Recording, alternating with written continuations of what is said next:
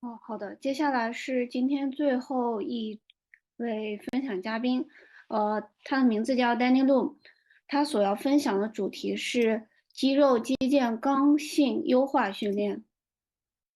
Danny 为体育运动博士，擅长 MMA、综合格斗、柔道、场地自行车以及其他运动项目的身体准备训练，主要方向为等速训练在各种运动表现中的作用和影响。目前为新加坡体育局的体能主管，撰写过多篇等速运动相关的文章。下面开始他的分享。Hi everyone, this is Danny here. I'm from Singapore, Singapore Sport Institute. I'm the team lead for strength conditioning over here. I would like to thank Sasha for giving me this opportunity to present to you today. My presentation will be on training to optimize musculotendinous stiffness.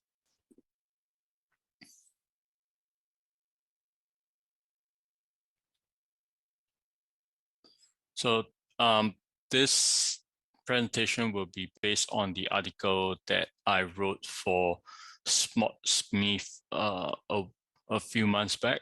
So the title of the article was Combining Plyometric and Isometric Training to Improve Tendon Stiffness and Performance. So if you haven't heard of Sportsmith, it's a UK-based podcast organization. So they actually have quite a lot of they actually invite a lot of sports science experts to talk about various topics. So you can check them out, and they actually have quite a lot of learning materials.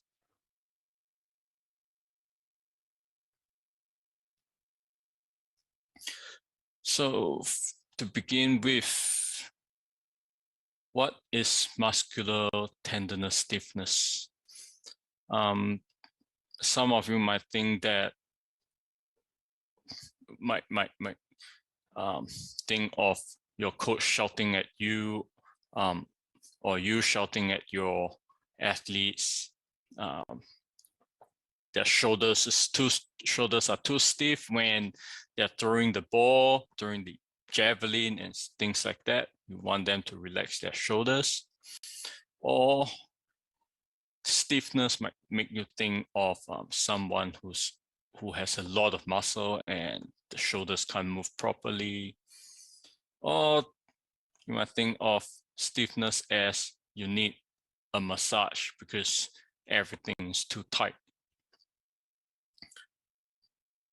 But actually, when we talk about muscular tendinous stiffness, we're looking at the ability of the tissue to resist deformation.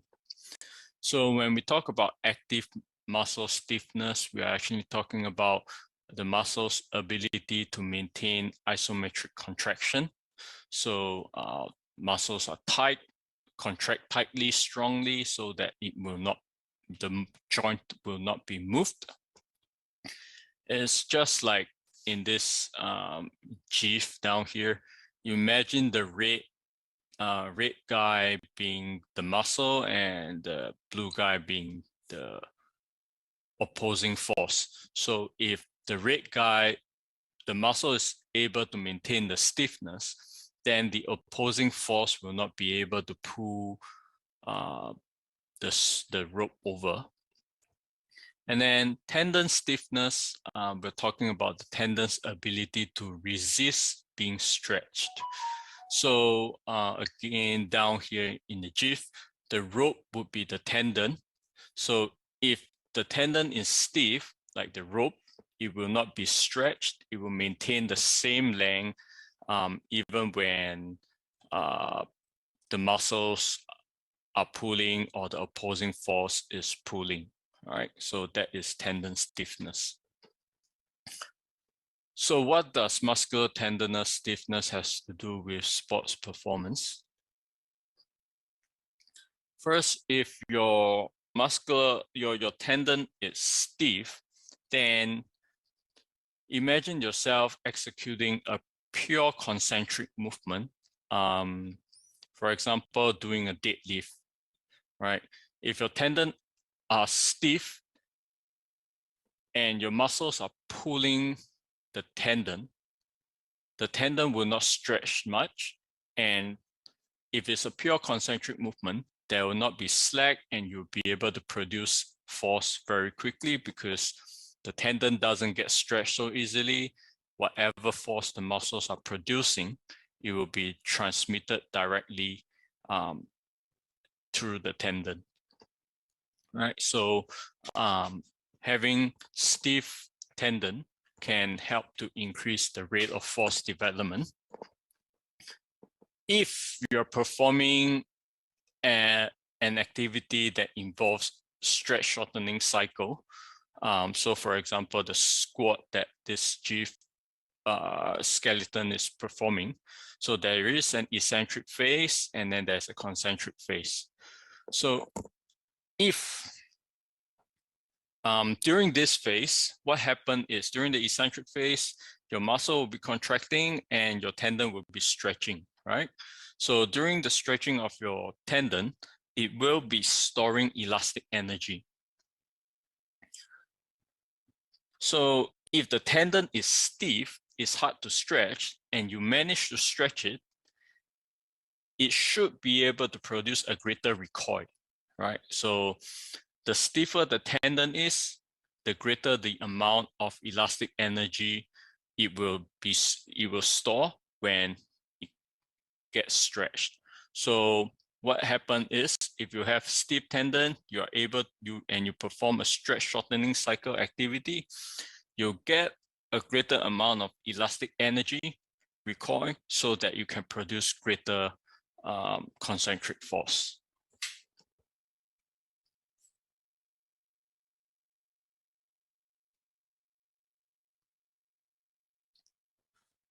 So what happened during a rapid stretch shortening cycle is your muscles remain relatively isometric, meaning when you're doing a counter movement jump, for example, during the eccentric phase, your muscle doesn't actually stretch much. Instead, most of the time, it actually remains isometric. And what happened is when the muscle maintains isometric contraction, the tendon is being stretched.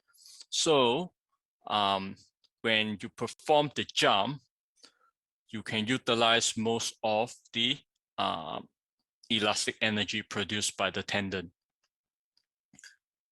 However, what happened is if the tendon is too stiff, while the muscle is not able to maintain high active stiffness, meaning when during the eccentric phase, your muscle is supposed to maintain a great stiffness, strong isometric contraction so that you can stretch the stiff tendon. But the muscles are not stiff enough to stretch the tendon. Then what happened is you won't be able to store as much elastic energy as you can, and then your concentric movement has to be produced mostly by your active muscle, right? So in that case, you are not able to produce force efficiently. Another problem is if there's high muscle tendon and high muscle stiffness and low tendon stiffness, you are likely to get increase your risk of tendon injury. On the other hand, if you have high tendon stiffness while low muscle stiffness, then you have an increased risk of getting muscle injury, right? So we want both active muscle and tendon stiffness to be in a balanced state, right? So that we can optimize performance as well as reduce the risk of injury.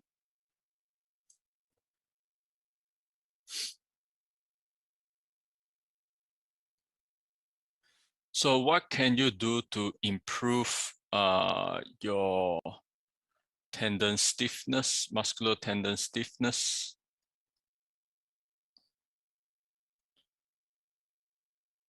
First of all, isometric training. Isometric training involves generation of force without external movement. So, for example, in this video, the weight is too heavy for him to push, so he's actually exerting force without any external movement. Similarly, over here, we load up the leg press to a very high resistance so that when the athlete produces force, the leg press doesn't really move much. The pedal doesn't really move much. Then this is what we term as isometric training, right? So the adaptations to this form of training is quite similar to how the adaptations occur for dynamic training.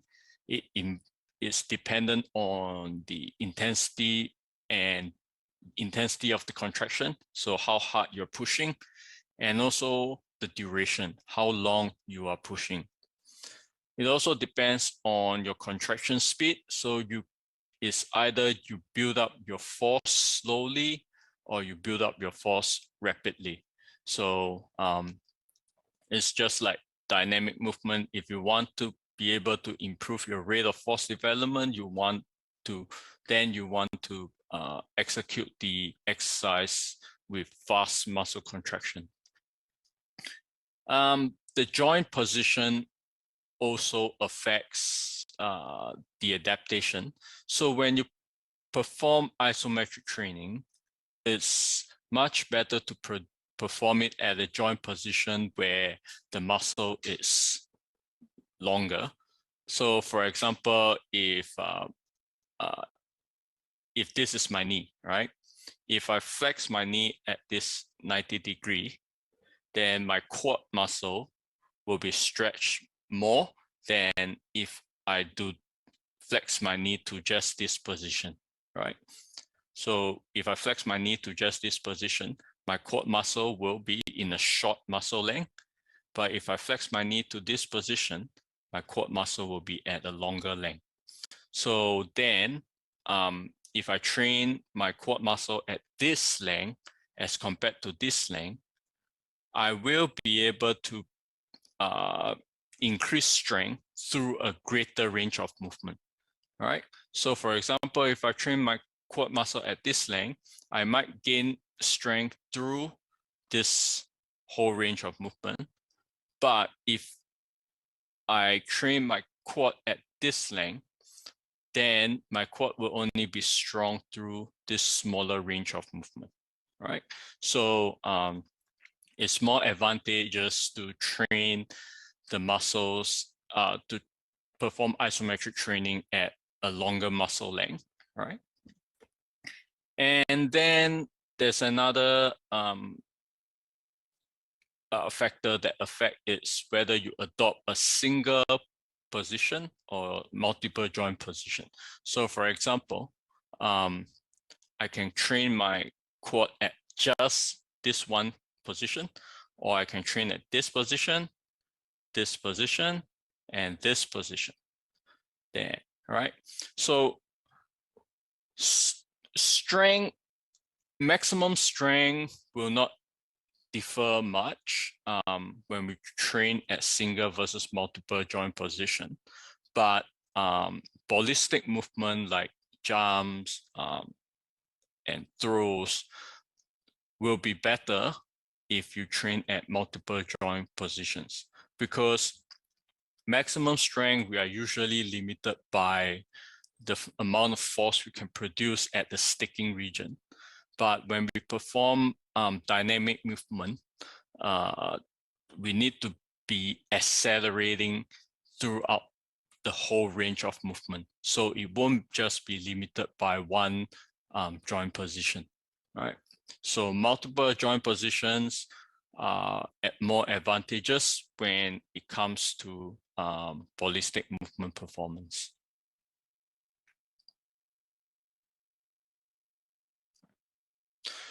And one of the advantage of isometric training is that it results in greater tendon stiffness than other modes of resistance training.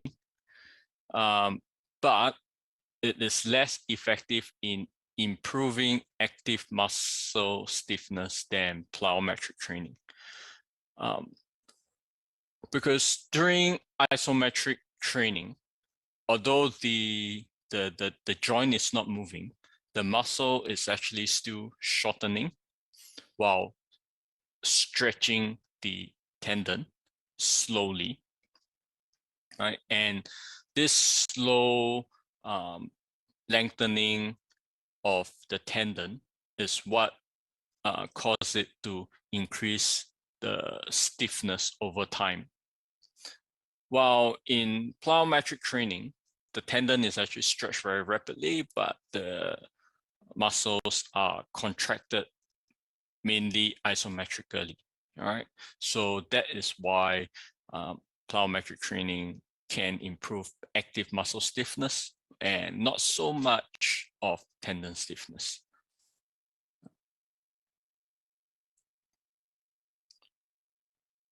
So isometric training, when it comes to improving tendon stiffness, performing a long duration contraction has greater effect of tendon stiffness than higher total contraction duration per session. So meaning, I take for example, if I perform a 4 times 20 seconds, so every repetition I contract for 20 seconds, it will be better than if I perform 3 times 50 reps of 1 second. Although 4 times 20 seconds is only 80 seconds in total, while 3 times 50 times 1 second is 150 seconds in total, you probably still get a greater improvement in tendon stiffness if you perform the 4 times 20 seconds. Yeah. And I mentioned earlier, training at long muscle length is better than training at short muscle length. So I gave the example again, knee angle of 90 degree versus knee angle of 150 degree. So 90 degree, longer quad muscle length, 150, shorter quad muscle length, right? So 90 degree would be better than 150 degree, right? And so based on literature's recommendation, when we perform isometric training, we can perform it at 70 to 100% of maximal voluntary contraction. And we can perform the contraction at 1 to 30 seconds per contraction. But of course, I mentioned each contraction, holding it for a longer period of time would be better. And for each session, you want the total contraction time to be more than 30 seconds. And it would be better for you to adopt a joint position that induces long muscle length, all right? So with isometric training, there are two types of isometric contraction. One is the hold isometric and one is the push. With the hold, you're actually holding a load that is actually resisting you, while in the pushing situation, you are actually pushing against something that you cannot move. Of course, if you're trying to work on rate of force development and maximum strength, it would be better for you to perform the pushing method as compared to the holding method, right? But at sub-maximal intensity, you can work on the holding method. I will not be touching too much about on this, the difference between these two in this presentation. All right, next we'll move on to plyometric training. So we know that isometric training is good at improving tendon stiffness. Now we are going to look at how we can improve our active muscle stiffness. So plyometric training are activity that involve rapid stretch shortening cycle. So there is the eccentric, isometric, and then the concentric phase, right? Muscles stiffen up and remain relatively isometric during rapid stretch shortening cycle. This allows tendon to be stretched and store elastic energy. And if you perform the concentric phase rapidly, you'll be able to effectively use the elastic energy that was stored. But if you take too long to perform the concentric phase, then the elastic energy will be dissipated. All right. So this form of training is very effective in improving active muscle stiffness. However, it's less effective in improving tendon stiffness as compared to isometric training. Like I mentioned earlier, because isometric training causes slow tensions to the tendon, while plyometric training causes rapid tension to the tendon. So that slow tension, slow stretch is the stimulus required to improve tendon stiffness, while the rapid isometric contraction is the stimulus to improve muscle stiffness, right? So I mentioned earlier as well that plyometric training increases active muscle stiffness. And if you have an imbalance of muscle stiffness and tendon stiffness, you will actually increase the risk of injury, right? So if your athletes are actually performing a lot of plyometric training, it will be good to include isometric training to their training program so that you can reduce the risk of tendon injury.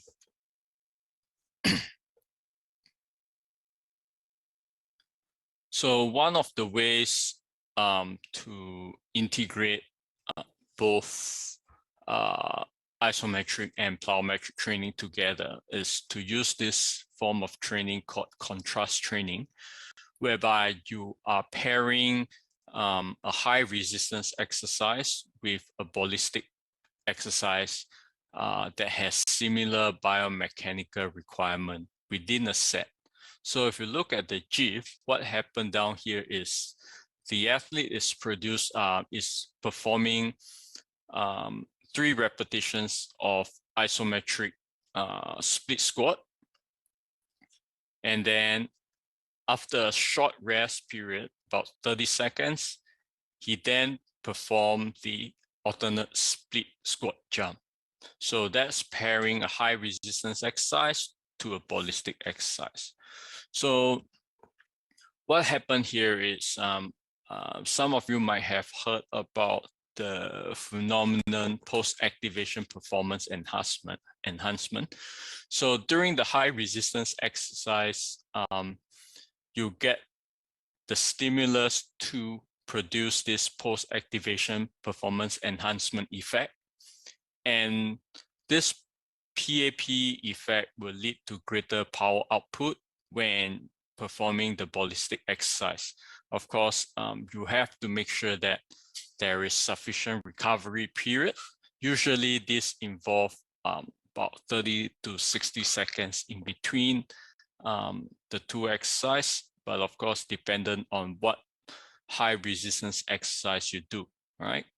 So if you're performing heavy dynamic exercise, you might need a little longer for the rest period.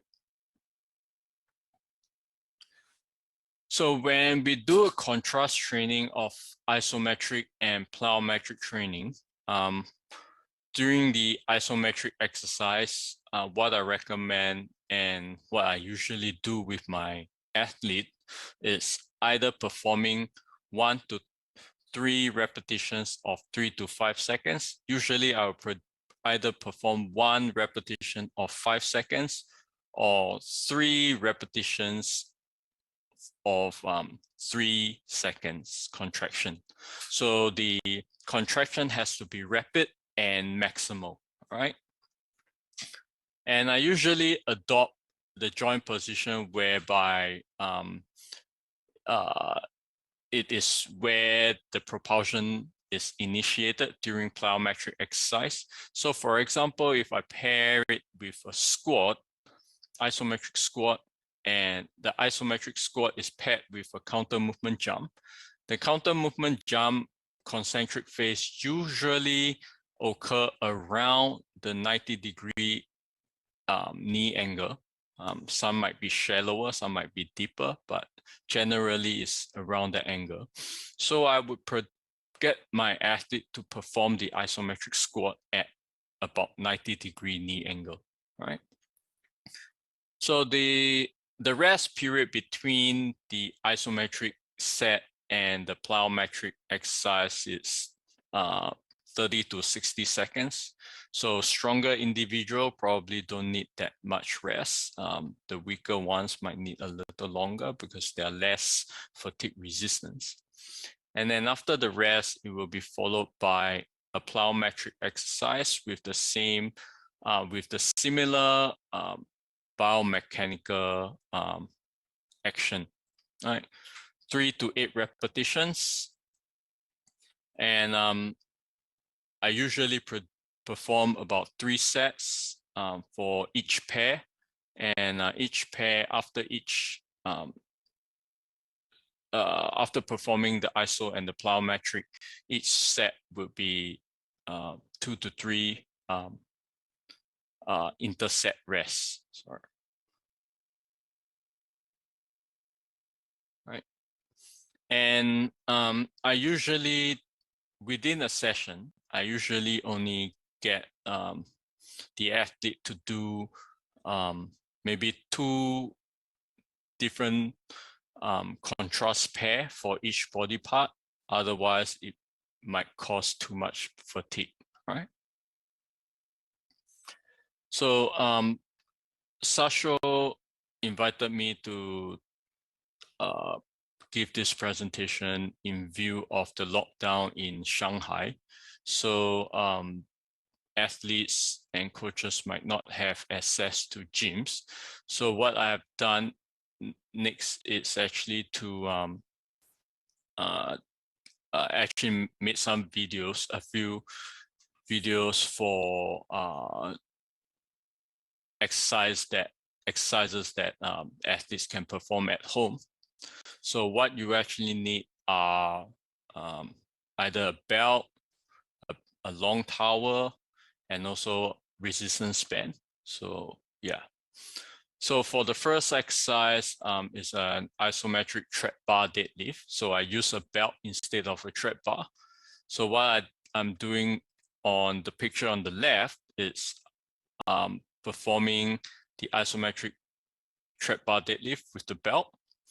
Like I mentioned earlier, you can either perform 3 repetitions and 3 seconds or 1 repetition of 5 seconds, have 30 seconds to 60 seconds of rest.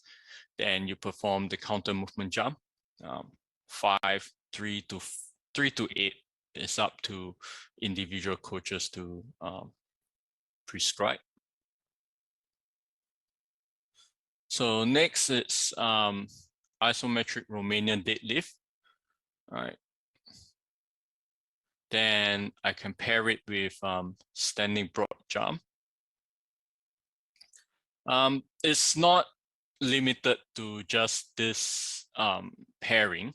So you can actually pair the isometric tread bar deadlift with another form of jump. It can be drop jump, it can be depth jump.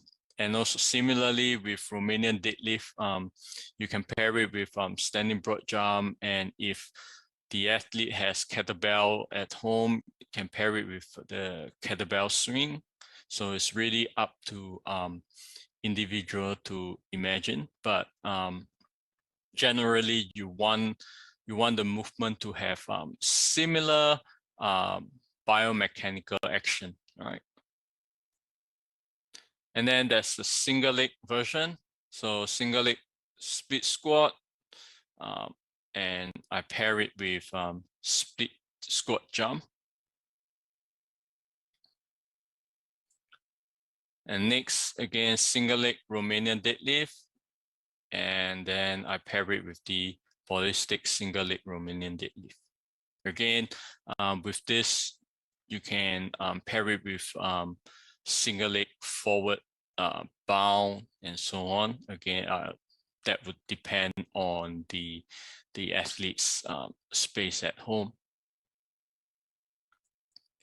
So with upper limb, we can do isometric push-up for pushing action, pair it with plyometric push-up, or if they have medicine ball at home, they can do medicine ball chest pass. Hopefully the neighbor doesn't complain about the noise. And for pulling action, they can do isometric bend over row. And they'll probably need the resistance band to perform the ballistic bend over row.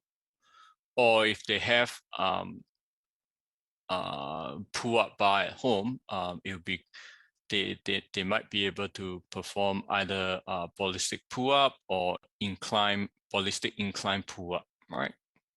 So something rapid. Yep, and that's all I have to share. I hope this would help you during your time of lockdown, and well, hopefully your lockdown won't be too long. These are my contact. You can either send me an email for any questions you have, or you can look me up on both Twitter and Instagram. All right. Thank you for your attention. I hope this helps.